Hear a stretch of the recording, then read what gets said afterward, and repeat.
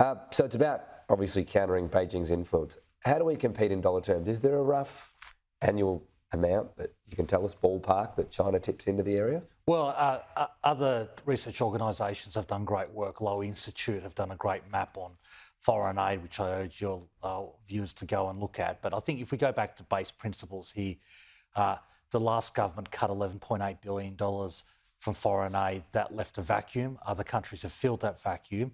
We're now committing to get back in the game and use foreign aid to support, or international development to support, our other levers of statecraft, whether it's diplomacy, military cooperation, policing. So today's policy announcement is all about us trying to be the partner of choice for the region, because that's in our national interest.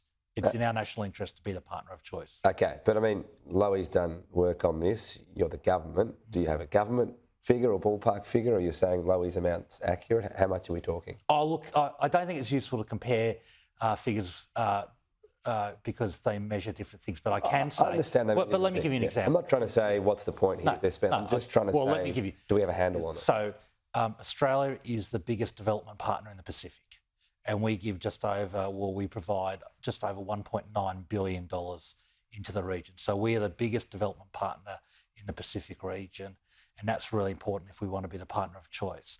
Other countries make contributions and the loans from China too, they can get pretty significant, right? There are loans that are obviously there, and how you treat them depends on the nature of the project, but we're proud to be the biggest development partner.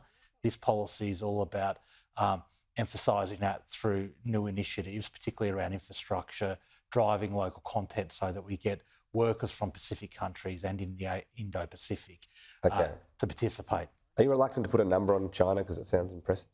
I just want to focus on talking about what we're doing. Okay. I'm the Minister for International Development in Australia, so I'd like to talk about our policy and what we're doing. So on the sort of parameters around the aid, we want to make sure the money's well spent, doesn't go in towards corrupt projects, a whole lot of other sort of parameters.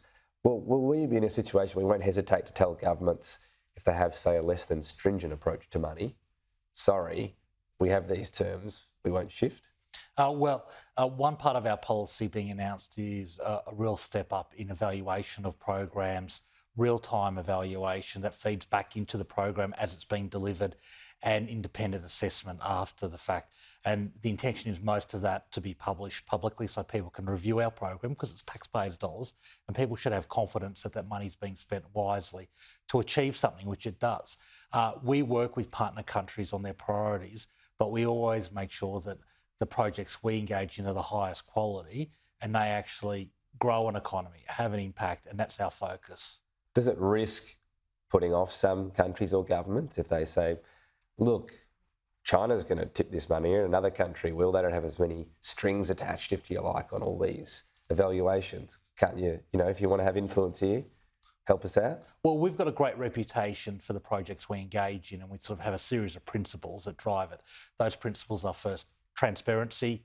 Secondly, responding to the priorities of the partner nations. Thirdly, highest quality projects, because often you see development projects that are great quality. Fourthly, they come with no strings attached. We don't place conditions on, we'll fund this if you do something over here. And fifthly, maximising local content so that we use workers in the Indo-Pacific rather than bringing in an entire workforce to build a project. Yeah, so on that, perhaps you pick me up on my wording, but we don't have a quid pro quo, but we have conditions that have to be met. Yeah, the money has to be used for the project. It has to be acquitted to the highest possible standards.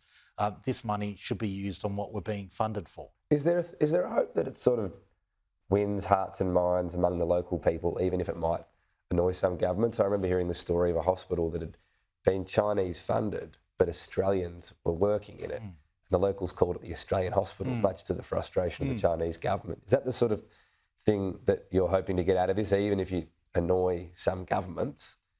If you do the right things, you win local hearts and minds for the longer term. Well, development is enormously powerful as a way of building our reputation, us being a partner of choice. And that's why, and I bore people, that's why I actually really focused Never bored on here, we talk policy on this program. That's good. Well, I'm going to bore you, or I'm going to talk policy for a second. I've got time limits, yeah. I'm really focused on the local content aspect. Yeah. Like people in the Indo-Pacific, particularly in the Pacific, are sick of seeing projects funded by external partners, the Asian Development Bank or specific countries, that bring in workforces from outside when their people can do the job.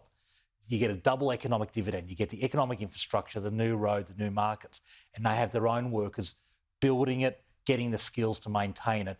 And that's a key part of this policy, is focusing on those to win the hearts and minds and to maximise the benefit of these development projects. One of the objectives you announced is 80% of the projects would need to satisfy gender equality objectives. How'd that work? Let's say you want to, I don't know, build a hospital. How does that need to be have gender equality? How do you achieve that? Well, you could look at the services that hospital provides to make sure that they pay attention to the needs of both genders. If you think of things around sort of birth, pregnancy, or it could be on training around it. Are we training sufficient doctors that are female? I'll give you I mean, I imagine you've got a lot of male construction workers. Yeah. You can't say, hey, 50-50 construction. No, it's not about being that definite. I'll give you an example. We build a lot of markets in the Pacific because we want people in the Pacific to grow things and sell them to grow their economy. Often they're female vendors, and if you don't have proper security in the markets, they have to sleep under their tables at night to protect their goods. That leads to huge issues around gender-based violence. So when we build markets, we design them to have proper security to lock up and store their goods so women are safe at night. So that meeting a gender objective, that's allowing them to participate in the economy, grow their economy and sell their products. So it's not like every aspect of each thing, 80% of it overall needs to be gender equal. It's more about where you can achieve that action. So in 80% of programs, having a gender objective of how does this support advancing gender equality. Okay. I don't think you've bored anyone today. Excellent. Always a KPI. Thank you.